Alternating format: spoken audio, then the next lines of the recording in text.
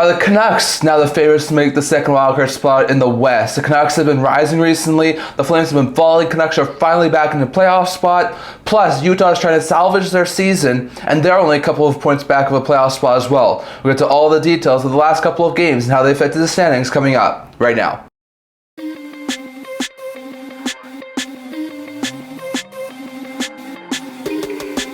Hello everyone, welcome back to another game recap video here at the Internet Hockey Channel. Now before we begin this video, don't forget to like this video and subscribe below. Thank you all your support now to stuff you guys. So if you haven't already, don't forget to subscribe button down below and don't forget to comment down in the comment section below so you can also get today's video. So in today's video, as I just mentioned, we have another intriguing video that sees a lot of interesting movement, especially in the Western Conference wildcard race with Vancouver, Calgary, and now maybe even Utah. So we'll get to all the game recaps and how they affect the standings. We saw 3 games happen over on Wednesday, 9 games happen over on Thursday. So we'll get to all those games here. First, we saw the New York Rangers overcome a deficit and scored a late tie-breaking goal to beat the Boston Bruins 3-2 as they improved to 26-23 and 4, dropping the Bruins to 27-23 and 6. So a really good win there for the New York Rangers. For the Rangers, Zibanejad had 2 assists, and Panarin, Trocheck, and Kreider were 3 goal scorers for Rangers in the win, while Pastrnak and Lindholm were 2 goal scorers for the Bruins in the loss. So a really close game, and the Bruins really needed that win, but they wound up losing to the Rangers. The other side, the Edmonton Oilers blew a 2-goal lead, but recovered, and thanks to this goal here in overtime from Zach Hyman, Sportsnet, the Oilers were able to hold on and beat the Chicago Blackhawks 4-3 in overtime, as they've won 5 of 7 and improved to 34-16-4, while the Hawks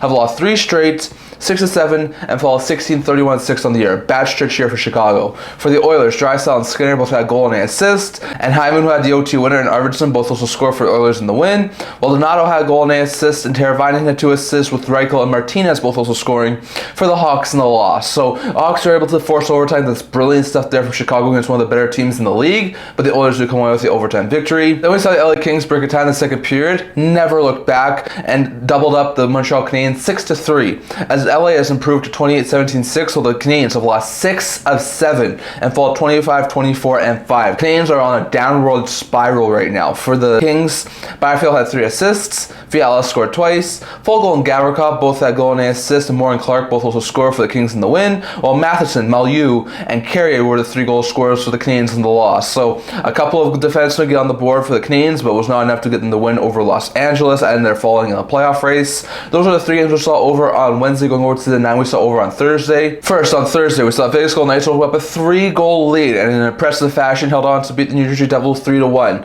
as they've ended their 4-game losing streak and improved to 32-17-6, while the Devils fall 30-20-6 on the year, so a bad stretch here for New Jersey. For the Knights, Eichel, Roy, and Theodore were 3 goal scorers, and Hill stopped 14 of 15 shots he faced in the win for Vegas, while Palat was 1 goal scorer for the Devils in the loss. So an intriguing game there from the Golden Knights as they were able to come away with the victory and keep pace with the Edmonton Oilers.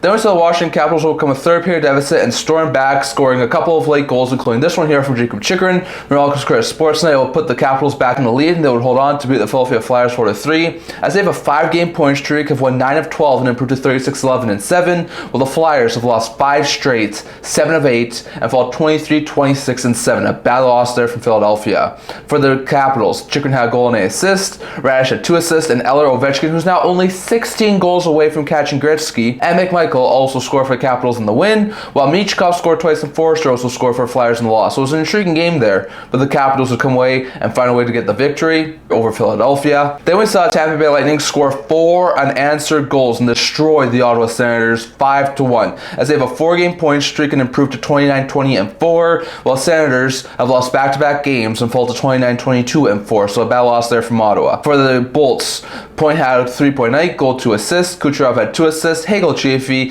Gensel, and Chinek also scored, and Vasilevsky stopped 27-28 shots he faced in the win for Tampa, while Amadio was a 1 goal scorer for the Senators in the loss. So a bad loss there from Ottawa as they falter and lose back-to-back games to Tampa. Then we saw the Utah Hockey Club blow a 3rd-period lead, but recovered and beat the Columbus Blue Jackets in overtime 3-2, thanks to this late-game winner in overtime from Dylan Guenther on Sportsnet. But Guenther's having himself a really great stretch after returning from injury, helping Utah, who now have a point in 4 or 5, to 23-22-9 record. record, so that's really great stuff there for Utah, while Columbus has lost 3 straight and fallen 26, 21, and 8, so a bad stretch here for Columbus. For the Utah Hockey Club, Gunther, who had the OT winner, Mata and Kurls were 3 goal scorers for Utah in the win, while Provorov and Danforth were 2 goal scorers for Columbus in the loss. So it was an intriguing game there, a low-scoring, tightly contested game, but Utah comes away with the victory. Then we saw Minnesota Wild jump out to a 2-goal lead and held on for a 2-1 victory over Carolina, as they have won 4 of 6 and improved to 32-19-4, while Carolina has lost 3 straight and fallen to 32-19-4, so a bad stretch here for Carolina. For Minnesota, Tristan Hinostroza scores first and the Minnesota Wild were 2 goal scorers, and Gustafsson stopped 37-38 shots he faced in the win for the Wild, while Aho was the lone goal scorer for the Hurricanes in the loss. So an intriguing game there, but Minnesota comes with the victory over Carolina. Then we saw Florida Panthers break a late tie in the game, scoring with, I think, just under 15 seconds left, and held on to beat the St. Louis Blues 3-2, as they have won 4 of 5 and improved to 33-20-3, while the Blues have lost 6 of 7 and fell 24-26-5, a bad stretch here for the St. Louis Blues. For the Panthers, Kachuk had a 3-point night, 2 goals and 8 assists, Barkov had 2 assists, and Samoskevich also scored for Panthers in the win, while Bolduc had a goal and 8 assists, and Sundqvist also scored for the Blues in the loss. So Blues take a hit in their playoff chances. The Panthers continue to climb and lead the Atlantic Division at this point in time. Then we saw Colorado Avalanche score 4 unanswered goals and beat the Calgary Flames 4-2, as they have won 3 of 4 and improved to 32-22-2, while the Flames have lost 5 of 7 and fall 26-21-7, so a bad stretch here for Calgary. For the Avalanche, Natchez, who had 2 goals and 8 assists, and McKinnon, who had 3 assists, both had 3-point nights. McCarr had a goal and 8 assists, and Lehkonen also scored for the Avalanche in the win, while Huberdeau and Anderson were 2 goal scorers for the Flames in the loss. So it was an intriguing game there, but the Avalanche come away with the victory, hurting the Flames' playoff chances at this point in time. Then we saw Toronto Maple Leafs open up a 3-goal lead and held on to beat the Seattle Kraken 3-1, as Toronto has won 3 straight 6 of 9 and improved to 33-19-2, while the Kraken have lost 3 straight 5 of 6 and fall to 23-29-4. So a bad loss there from Seattle, as they're basically out of the playoff race now.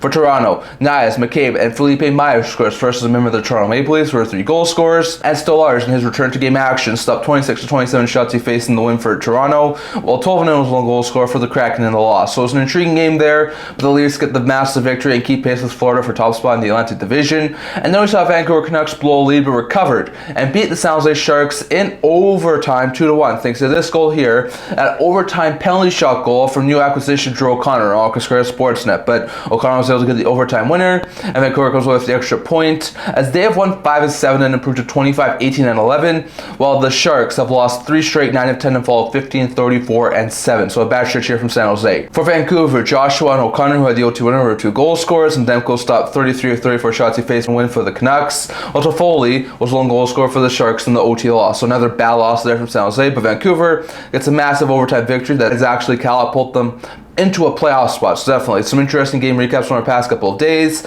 Now let's go over to see how these sort of games affected the standings as it sits right now. So as it sits right now, 10 teams in the Eastern Conference have now reached the 60-point plateau, including one team, the Washington Capitals, who have reached the 70-point plateau with 79 points. After them, you have 69-point Florida, 68-point Toronto and Carolina, 66-point New Jersey, 62-point Tampa, first wildcard spot 61-point Ottawa, and second wildcard spot 61-point Detroit. So those are the 8 playoff teams, top 3 in the Atlantic, top 3 in the Metro, and Ottawa and Detroit hold down the 2 wildcard positions right now, with 60-point Columbus and 60-point Boston both having reached 60 points, but are currently 1 point out of a playoff spot, 1 point behind Detroit. So Boston and Columbus are close, but not in a playoff spot at this point in time. The New York Islanders are currently 4 points out at 57 points. The New York Rangers are currently 5 points out with 56 points. The Montreal Canadiens are currently 6 points out with 55 points. And then the Flyers and the Penguins are currently 8 points out with 53 points. So Penguins and Flyers still quite a bit out of a playoff spot and starting to fall out a little bit,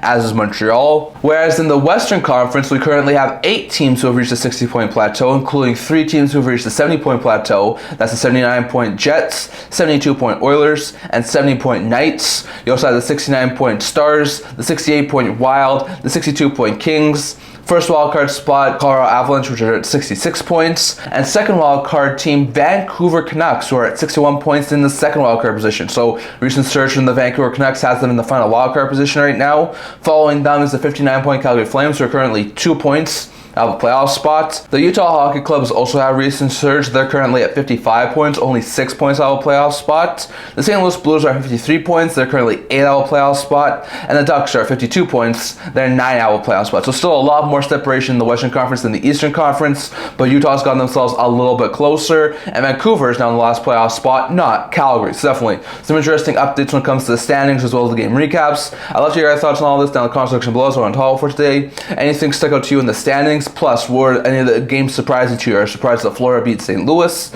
Are you surprised that Boston lost to the New York Rangers? Are you surprised that LA beat Montreal? Are you surprised that Edmonton had to take it into overtime to beat Chicago? Are you surprised that Vegas beat New Jersey? Are you surprised that Tampa destroyed Ottawa? Are you surprised that Vancouver had to win in overtime over San Jose? Definitely let your thoughts on all of that down in the comment section below. That's all I'm going to for today. Remember to like this video. If you haven't, subscribe down below. Thank all your support and to with you guys. So if you haven't already, don't forget the subscribe button down below. Don't forget to comment down in the comment section below so I'll discuss the next video. I also do a blog, talking news, rumors, analysis, stuff like that. So check that out. I'll link that down in the description below. And I kind of see you guys all for the next video. See you guys soon.